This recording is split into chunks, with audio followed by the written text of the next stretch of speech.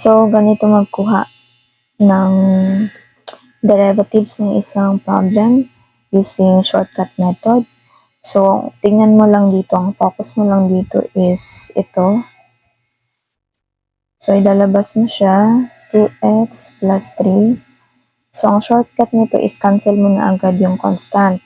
So, ang maiiwan is 2x. Alam natin na ang variable ay may constant imaginary exponent na 1. Diba? So, ang gagawin natin is, yung exponent niya na 1, imomultiply natin dito.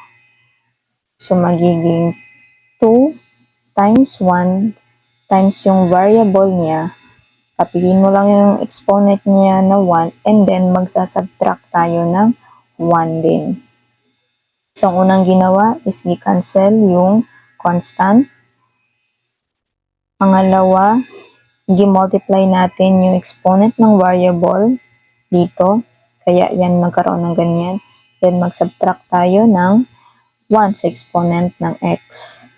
So, magiging 2 times 1 is 2. Then, 1 minus 1 is 0. So, magiging x exponent 0. Ang x exponent 0 is equal to 1.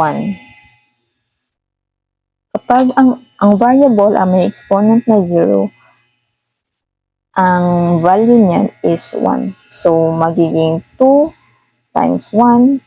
So, the answer for number 1 is 2. That is the derivatives of the problem number 1. Second example, meron tayong problem na find the derivatives of y is equals to x squared minus 3.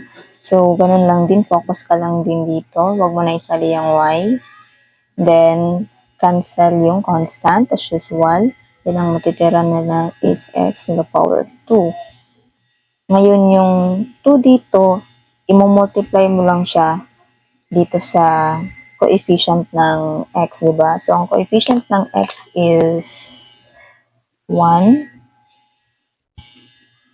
Hindi siya nag-focus. Wait lang yan.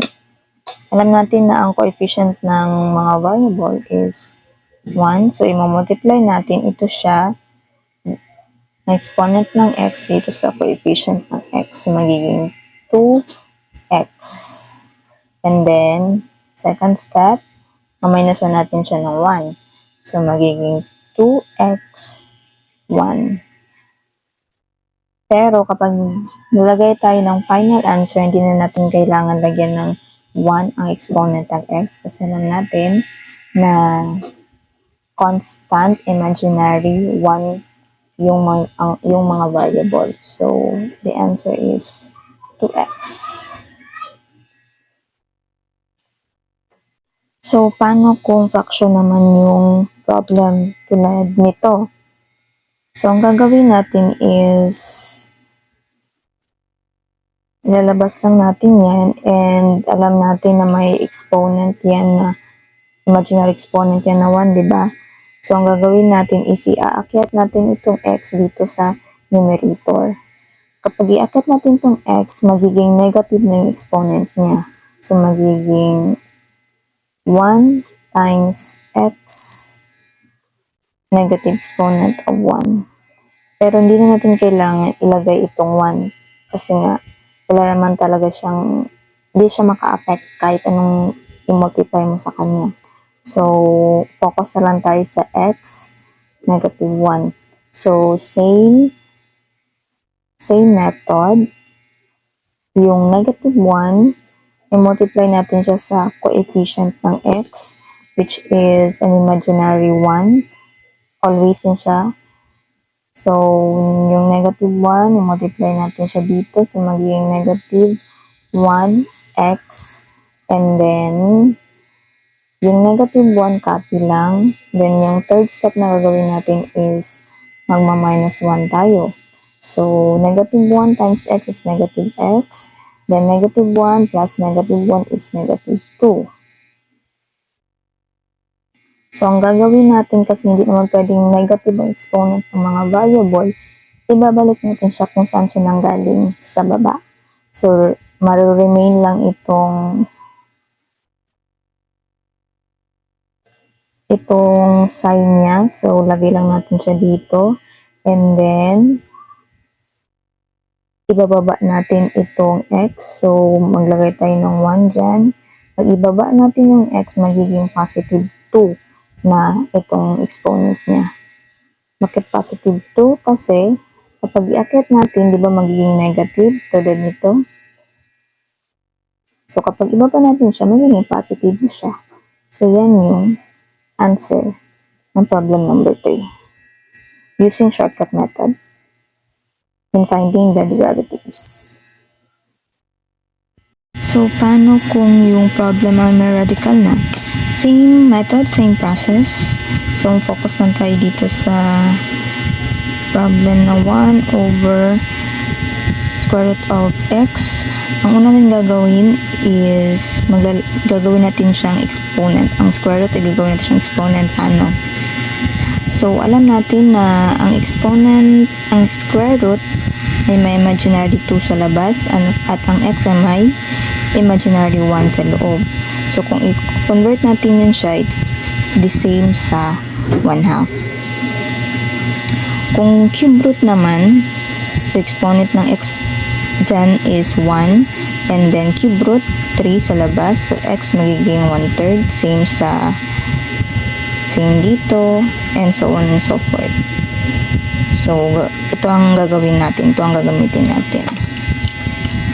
So, magiging 1 over x to the power of 1/2. Same sa number 3, iaakyat natin yung x sa taas. Yan ang first method. So, magiging x, negative 1/2. Pag iakyat natin yung x, yung exponent niya ay magiging negative. So, yung exponent niya, i-multiply natin sa coefficient ng 1. Coefficient ng x na 1. Itong exponent niya, i-multiply natin siya dito. So, magiging negative 1/2 x. Tapos, yung negative 1/2, maminusin nga natin siya ng 1. Negative 1/2 minus 1 is negative 3/2. So, 1/2 x, exponent niya is negative 3/2. So, magiging itong x na to, ibababa natin siya kasi hindi pwedeng negative yung exponent ng x. So, ma-retain lang itong 1/2. Tapos, itong x ibaba natin, magiging 3/2. Kung ang teacher niyo magpayag ng ganitong sagot, pwede. Pero usually, tinatama talaga yung final solution. 3/2 means square root of x to the power of 3. Parang ganito lang siya. So, yung 3 niya is nasa taas, tulad nito. Tapos, yung square root niya yung sa labas, 2. Pwede na ito ang sagot. Or kung ang teacher niyo gusto niya ng mas simplify pa, yung negative 1/2, yung square root niya kasi pwedeng x squared and then times x is equals to x cubed. And then, ika-cancel natin itong 2 kasi same lang sila sa square root. So, magiging negative 1/2. Lalabas natin yung x na kinancel natin and may iwan si square root of x. So, dalawa ang pwedeng possible answer. Pwedeng ito at saka ito. Same process.